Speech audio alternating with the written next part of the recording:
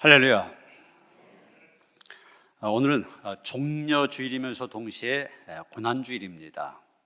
그래서 교회력에 의하면은 복음서에 종려주일 본문과 고난주일 본문이 함께 나옵니다. 그 중에 하나를 선택해야 되는데 제가 거의 매년 종려주일 본문으로 설교를 했었는데 오늘은 고난주일 본문을 가지고 말씀을 전하려고 합니다. 여러분 오른쪽 계단으로 올라오시다 보면은 최후의 만찬이라는 그림 걸려 있는 것을 보실 것입니다. 바로 이번 주간 고난 주간에 있었던 일을 소재로 그린 그림인데 레오나르도 다빈치의 작품 가운데 최고의 작품으로 인정받는 그런 그림입니다.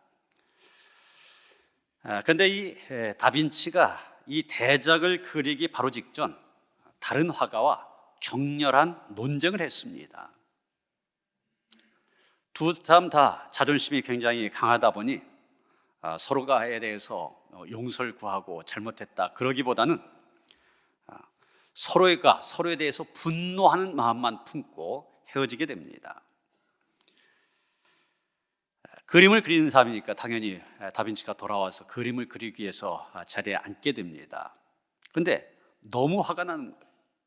그러면서 어떻게 하면 복수할까 생각하다가 곧바로 좋은 계책을 꾸며냈습니다. 그 계책이 뭐냐면 예수님을 팔았던 악명 높은 배신자 가롯 유다의 얼굴을 바로 자기와 싸운 그 화가의 얼굴로 그리는 것입니다. 너무 화가 난 이 다빈치는 미친 사람처럼 신속하게 그림을 그렸습니다. 원체 기억력이 뛰어난 사람이다 보니 이 자기 원수의 얼굴 세세한 부분까지 다 생각해냈고 결국 그 화가의 얼굴을 가지고 가룟 유다의 얼굴을 그려내게 됩니다. 이제 가룟 유다의 얼굴을 그렸으니까 그 다음 순서가 예수님의 얼굴을 그리는 순서입니다. 그런데 예수님의 얼굴을 그리려고 했더니 도대체 어떻게 그려야 될지 예수님의 얼굴의 형상에 대한 영감이 아무리 애를 써도 떠오르지 않는 것이었습니다. 결국 다빈치는 좌절감에 사로잡히게 됩니다. 그러면서 생각합니다. 이 예수님의 형상을 그리지 못하게 방해하는 것이 무엇인가? 그것은 자기 마음속에는 복수심이라고 하는 걸 깨닫게 됩니다. 다른 화가의 얼굴을 유다의 얼굴로 그리려고 했던 자기의 복수심이 예수님의 형상을 떠오르지 못하게 하는 것임을 깨닫게 됩니다. 마음속으로 갈등하던 다빈치 결국 진심으로 회개한 다음에 그 미워하던 친구의 얼굴을 화폭에서 지우고 그러고 나서야 예수님의 얼굴에 대한 영감이 떠올라서 예수님의 얼굴을 그릴 수 있게 되었고 그렇게 해서 불후의 명작인 이 최후의 만찬 탄생하게 되었다는 얘기입니다. 여러분 이 이야기가 주는 중요한 교훈이 있습니다. 누구든지 용서하는 마음을 품지 않으면 그리스도의 형상을 자신의 마음에 그리고 자신의 삶을 통하여서 그릴 수 없다는 것입니다. 또 다른 말로 용서 없이는 자신의 인생을 명작 인생으로 완성할 수 없다는 것입니다. 여러분 어떻습니까? 지금도 우리의 삶 속에서 경험하고 있지 않습니까? 내가 진심으로 용서하지 못함으로 인해서 가정생활이 원만하지 못한 거 아닙니까? 진심으로 용서하지 않으므로 직장에서 불화를 끝내지 못하고 계속 잡음을 일으키고 있지 않습니까? 진심으로 용서하지 않음으로 인하여서 교회 생활에서 은혜의 통로가 막히고 기도의 문, 전도의 문이 막힌 것 아닙니까? 흔히 우리 기독교를 가리켜서 사랑의 종교 그렇게 말합니다. 그런데 여러분 이 사랑의 뿌리가 무엇입니까? 용서입니다. 용서가 없는 사랑 결코 의미가 없기 때문입니다. 예수님께서 우리에게 보이시는 십자가의 사랑 결국은 용서하신 사랑이었습니다. 우리의 모든 죄를 용서하시고 우리를 의롭다 하시는 사랑이었습니다. 오늘 본문에 예수님께서 달리셔서 십자가에 달리셔서 하신 첫 번째 말씀이 나오는데 그 내용이 바로 용서입니다. 예수님이 십자가에 달려 돌아가실 때 그 십자가 위에서 마지막으로 남기신 말씀 7마디라고 합니다. 7마디입니다. 그래서 가상칠언, 십자가 위에서 하신 7마디 말씀, 이렇게 부른 것입니다. 그 이상의 더 많은 말씀하셨는지 알 수 없지만 어떻든 복음서에는 이 7마디만이 기록되어 있습니다. 그런데 이 7마디의 말씀, 평범한 유언이 아닙니다. 그 무서운 십자가 형태에서 숨이 끊어지시기 전에 외친 피 맺힌 절규였습니다.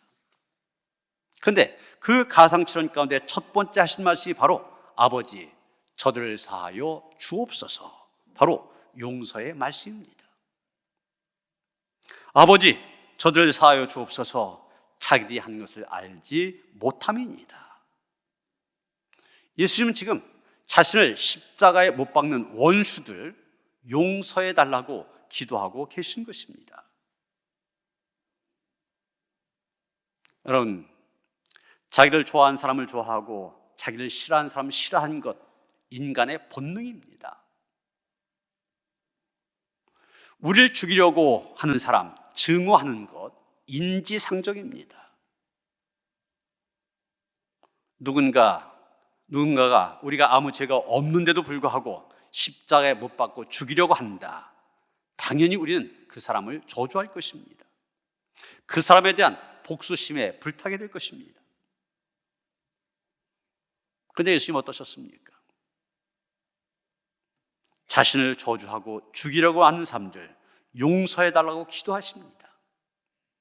이런 사랑과 용서의 정신이 예수님 옆에서 십자가 처형을 받던 강도 한 사람을 변화시켰습니다. 아니, 자기를 죽이려는 사람들 용서해달라고 기도하시다니 하나님의 아들이 아니라면 어떻게 저렇게 할 수가 있나? 예수님의 용서의 말 한마디가 흉악무도한 강도 한 사람의 마음을 뒤바꾸었던 것입니다.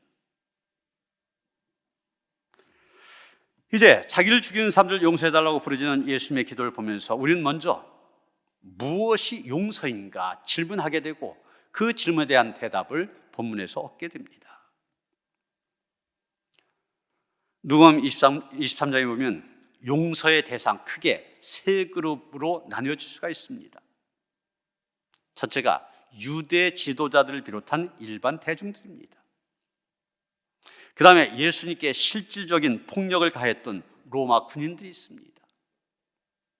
그리고 예수님 바로 옆에서 십자가형을 받으면서 예수님을 끝까지 조롱했던 강도 한 사람, 이 세 부류의 사람들입니다. 예수님이 이들 용서해달라고 하나님께 부탁하십니다. 도대체 그 용서 어떤 용서입니까? 예수님은 마태복음 5장 23절 24절 보면 이렇게 가르치십니다. 그러므로 예물을 제단에 드리려다가 거기서 내 형제에게 원망 들을 만한 일이 있는 것이 생각나거든 예물을 제단 앞에 두고 먼저 가서 형제와 화목하고 그 후에 와서 예물을 드리라. 무슨 얘기입니까? 지금 여러분이 교회에 온 것처럼 하나님을 예배하려고 성전에 나왔습니다. 그런데 예배 드리려고 가만히 생각하니까 형제에게 원망 들을 만한 일이 있습니다. 어떻게 해야 되냐? 가서 먼저 화해하라는 겁니다. 먼저 화해한 다음에 성전에 나와서 하나님을 예배할 때 하나님께서 그 예배 받으신다는 겁니다. 그러게 성서적인 의미에서 용서라고 하는 것이 어떤 뜻이냐? 누군가와 틀어진 관계가 있는데 그 틀어진 관계를 바로잡아서 화해하는 것, 그것이 바로 성경에 말하는 용서입니다. 우리말로 용서로 번역되는 히라보 원어, 아피아미 이런 말입니다. 아피아미, 그 뜻은 지운다, 제거한다 혹은 푼다 이런 뜻을 갖고 있습니다. 법률적인 용어인데 빚진 사람을 빚진 상태로부터 풀어주어서 형벌을 면해준다, 이런 뜻입니다. 좀 더 쉬운 말로 하면 지금 빚을 내준 채권자가 있고 빚을 진 채무자가 있죠. 둘 사이를 화해시키는 것, 이게 바로 용서입니다. 그 다음에 성서가 말하는 용어, 용서라고 한 것, 단순히 고통을 잊어버린 것을 의미한 것이 아닙니다. 누군가로부터 받은 상처나 아픔이 있는데 그것이 마치 일어나지도 않았던 것처럼 척하는 것, 그것을 가리키는 것도 아닙니다. 용서는 나에게 고통 준 사람에게 벌을 주는 것을 포기한 것입니다. 나에게 이와 같은 고통을 준 사람이라면 반드시 거기에 상하는 벌을 받아야 하지만 그 보복하는 길을 버리는 것, 그것이 바로 용서입니다. 지금 예수님 자신을 십자가에 못 박는 사람들 용서해달라고 간구하고 있지 않습니까? 용서해달라는 얘기는 마땅히 그들이 받아야 될 벌이 있는데 그 벌 받지 않게 해달라는 기도입니다. 당신을 죽이는 사람들과도 기꺼이 화해하시겠다는 사랑의 정신입니다. 이것이 바로 진정한 의미에서의 용서입니다. 이렇게 예수님께서 십자가에서 보여주신 용서, 우리가 쉽게 생각할 수 없는 용서입니다. 왜 우리가 쉽게 생각할 수 없습니까? 첫째는 용서할 수 없는 상황 가운데 사신 용서이기 때문에 그렇습니다. 용서라고 하는 것은 내가 용서할 수 있는 상황이 되어질 때 할 수 있는 사랑의 행위입니다. 다른 말로 내가 용서할 수 있는 힘이 생겨야만 용서할 수 있습니다. 예를 들면 어떤 사람이 나에게 잘못을 해서 내가 상처를 입었습니다. 그 상처가 어느 정도 치유가 되어지면은 그때 용서할 수 있는 마음이 생기지 않습니까? 그때가 용서할 수 있는 상황입니다. 지금 굉장히 속에서 화가 나고 증오가 끓어오르는데 그 상황에서 용서하기 어렵습니다. 그런 증오심과 분노 어느 정도 가라앉히고 평정심을 되찾아야만 용서할 수 있는 상황이 주어지는 것입니다. 그런데 지금 예수님은 어떤 상황입니까? 십자가상에서 고통을 겪고 계십니다. 죽음의 고통, 한복판에 계십니다. 육체적인 고통, 정신적인 고통에 이어서 심지어는 나는 하나님께로부터 버림받았다 싶어지는 그런 처절한 영적인 고통, 지금 삼중의 고통을 겪고 계십니다. 도저히 용서할 수 없는 상황입니다. 그런데 용서하셨습니다. 또 하나, 용서는 상대방이 잘못을 인정할 때 할 수 있습니다. 내가 잘못했으니까 용서해달라. 그럴 때 용서할 수가 있습니다. 그런데 지금 어떻습니까? 예수님을 십자가에 못 박는 사람들, 자기들의 잘못을 인정한 것은 고사하고 자기들이 잘못하고 있다고 하는 것도 전혀 알지 못합니다. 오히려 자기들의 잘못에 대해 용서를 구하기보다는 예수께서 십자가에 달려 죽은 것 마땅하다 이렇게 생각하고 있습니다. 도저히 용서할 수 없는 상황, 그런데도 용서하셨습니다. 두 번째, 예수님은 용서할 수 없는 사람들을 용서하셨습니다. 십자가 위에서 도저히 용서할 수 없는 사람들 용서하고 계십니다. 먼저 로마 군병들이 있습니다. 아무 죄가 없는 메시아를 재미삼아 희롱하고 가혹한 고통을 가하고 있는 군병들, 예수님께 채찍질합니다. 머리에 가시관을 씌웁니다. 십자가에 못 박아 달았습니다. 창으로 찔렀습니다. 지금 자신에게 견디기 힘든 고통을 가해오는 로마 군병들입니다. 그런데 그들을 용서하셨어요. 그 다음에 지도자들입니다. 자기들의 욕심 때문에 아무런 죄가 없으신 예수님 십자가에 죽게 한 지도자들, 그들 용서하셨습니다. 빌라도 자기의 정치적인 입지가 흔들릴까 봐 두려워서 예수님 죄가 없다는 거 다 알면서도 십자가형 언도했습니다. 유대 종교 지도자들 자기들의 인기와 권세를 잃을까 봐 두려워서 예수님을 십자가에 달리게 하였습니다. 그런 지도자를 용서하셨습니다. 그리고 광기 어린 분노로 예수님을 십자가에 못 박으라고 소리치는 군중들도 용서하셨습니다. 오늘 종려주일 아닙니까? 예수님이 예루살렘에 입성하실 때 종려나무가지를 들고 호산나 호산나, 며칠 전까지만 해도 찬송하던 사람들입니다. 그런 사람들이 갑자기 돌변하여서 예수님을 조롱하며 저주하며 십자가에 못 박으라고 소리칩니다. 그 군중들도 용서하셨습니다. 또한 그렇게 사랑해 주신 예수님을 배반한 제자들까지 용서하셨습니다. 예수님을 버리지 않겠다고 호언장담하다가 3번이나 예수님을 부인했던 베드로, 십자가가 두려워 자리를 피한 비겁한 제자들, 그들 예수께서는 용서하셨습니다. 예수님 지금 그 십자가의 모진 고통 속에서 도저히 용서할 수 없는 이런 사람들 용서하고 계신 것입니다. 우리는 때때로 사람들이 용서에 대해서 잘못 생각하는 경우도 있는 것을 보게 됩니다. 우선 그저 시간이 흘러가서 잊어버리는 것을 용서로 오해한 사람도 있습니다. 그러나 시간이 흘러가서 그 행위는 잊어버릴지 몰라도 그 마음의 상처는 지워지지 않습니다. 그리고 그 잘못과 죄는 그대로 남아있는 것입니다. 또 자기 혼자 참고 그냥 넘겨버리는 것을 용서로 오해하는 사람도 있습니다. 뭐 괜찮아, 다 그럴 수도 있는 거지, 이런 식으로 관용 베푸는 것을 용서로 오해합니다. 그러나 자기는 그냥 넘겼을지 모르지만 죄 지은 사람이나 그 사람과의 관계는 여전히 상처난 채로 그대로 남아있게 된 것입니다. 그리고 죄를 법에 맡겨서 해결한 것을 용서로 오해한 경우도 있습니다. 처벌을 하나님께 맡기고 자기는 손을 떼는 것 용서로 오해한 경우도 있습니다. 그러나 그 사람이 죄에 대한 대가는 받았을지 몰라도, 그래서 그 사람이 법적인 문제는 해결했을지 몰라도 나와의 깨어진 관계는 그대로 남아있는 것입니다. 그래서 그건 진정한 용서가 아닙니다. 진정한 용서는 사랑에 기초한 행위입니다.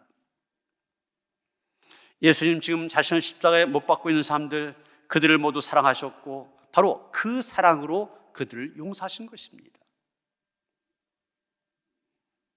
그 사랑은 예수님께서 그들을 이해하는 데서 나타났습니다.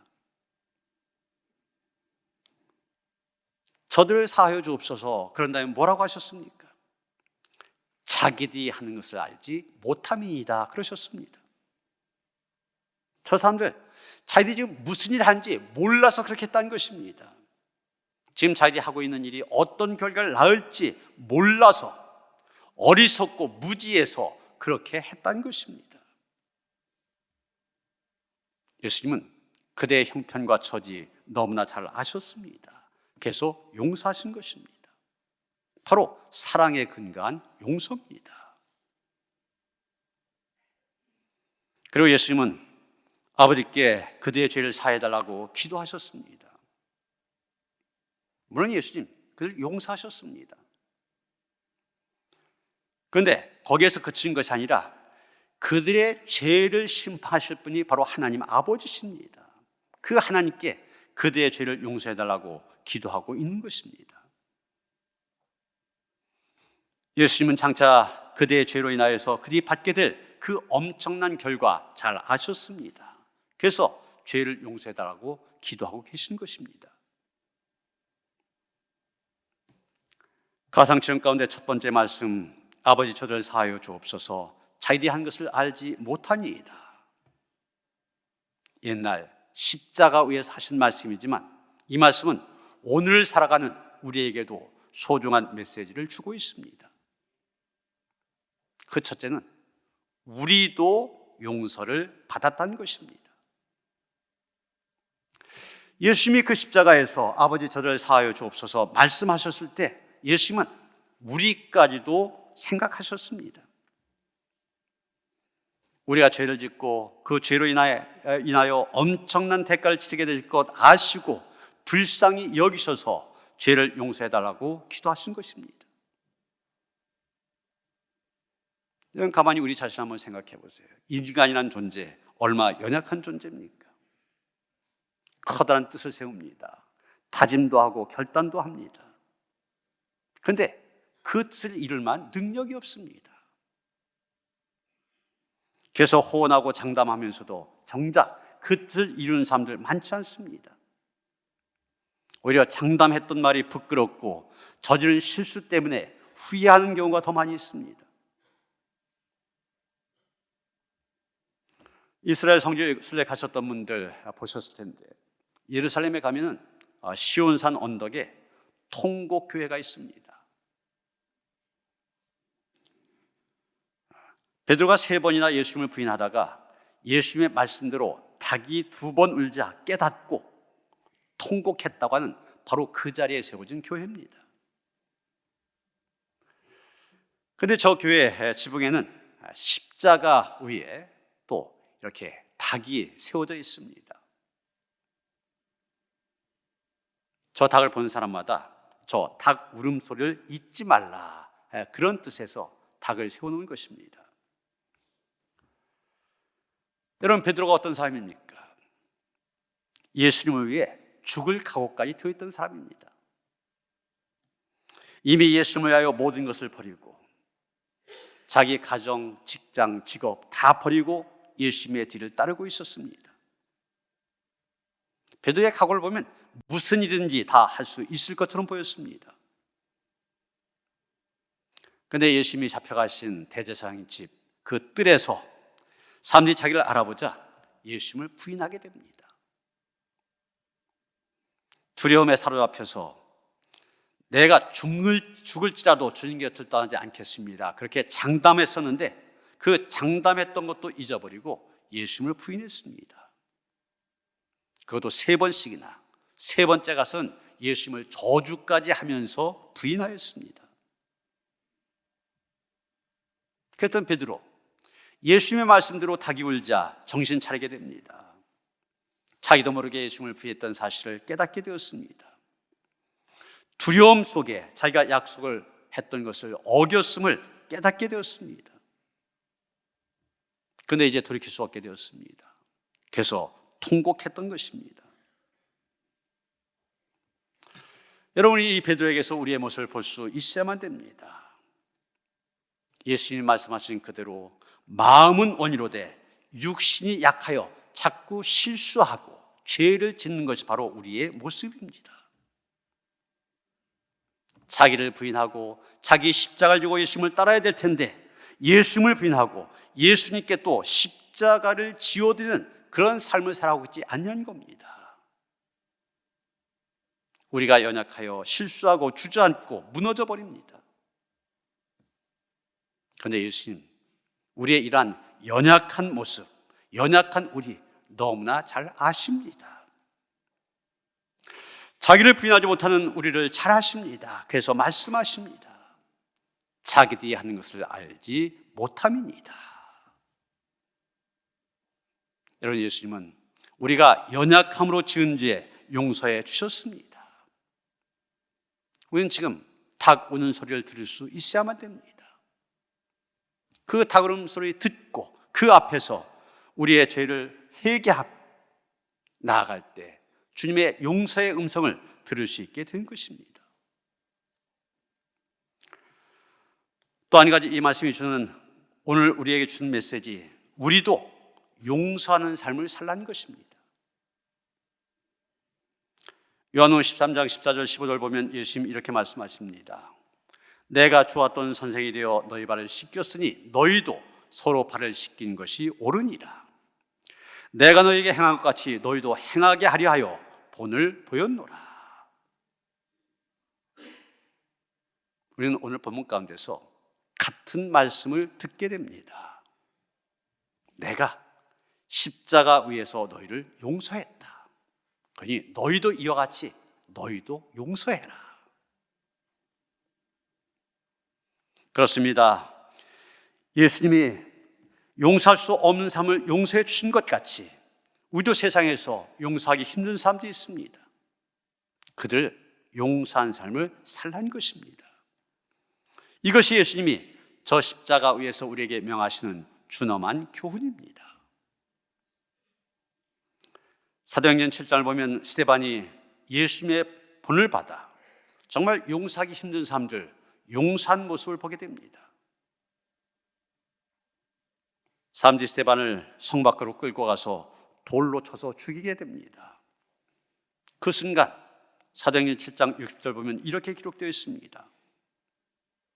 무릎을 꿇고 크게 불러 이르되 주여 이 죄를 그대에게 돌리지 마옵소서 이 말하고 자니라. 스데반이 자기를 돌로 쳐 죽이는 사람들 용서하고 있는 것입니다. 예수님이 그러셨습니다. 스데반이 그렇습니다. 우리도 그래야 됩니다. 용서할 수 없는 사람들까지 용서한 삶을 살아야 됩니다. 원수까지 용서한 삶을 살라는 것입니다. 70번씩 7번이라도 용서한 삶을 살아가라는 것입니다. 그럼 우리가 어떻게 용서한 삶을 살 수 있습니까? 영국의 저술가인 브라운 박사는 이런 말을 하였습니다. 원수를 하나님께서 벌 주실 것이라는 희망을 품고 용서하는 것은 진정한 용서가 아닙니다. 진심으로 용서하고 하나님께서 그들 용서하시도록 기도할 때 진정한 용서가 이루어집니다. 그렇습니다. 하나님께서 그들 용서해 주셔서 자기들의 실수와 죄 때문에 심판받는 일이 없도록 기도해야 됩니다. 이게 바로 내가 용서할 뿐만이 아니라 하나님께서도 용서해 주시길 바라는 마음입니다. 그것은 용서에 그치지 아니하고 그들 축복까지 하는 것입니다. 사랑하는 성도 여러분, 이제 이번 주간 사순절의 마지막 주간이면서 고난주간입니다. 십자가에서 용서하시는 주님의 용서 깊이 체험하는 그런 시간들입니다. 이 시간 다시 한번 우리가 십자가 위에 계신 주님으로부터 용서를 받았음을 기억하면서 이 주님의 용서 우리의 이웃에게 더 나아가서는 원수에게까지 용서를 실천하는 그런 은혜가 우리 가운데 함께 하시기를 주님의 이름으로 축원합니다. 하나님, 십자가에서 주님께서 첫 번째로 하신 말씀 저들을 사하여 주옵소서 용서의 메시지입니다. 2000년대 21세기 예수님의 뒤를 따른다고 하는 우리도 이 음성을 듣게 하여 주시옵소서. 우리에게 주시는 메시지로 듣게 하여 주시옵소서. 그래서 우리가 예수님의 십자가의 보혈로 깨끗이 죄 용서함 받았음을 감사할 뿐만이 아니라 그 마음을 가지고 세상에 나아갈 수 있게 하시고 원수까지라도 용서할 수 있는 참 예수의 마음 실천할 수 있도록 우리에게 힘을 더하여 주시옵시고 용기와 믿음을 더하여 주시옵소서. 참 예수님의 제자로 살아가기에 부족함이 없도록 우리 가운데 함께하여 주시옵소서. 예수 그리스도 이름 받들어 기도하여 싸움나이다. 아멘.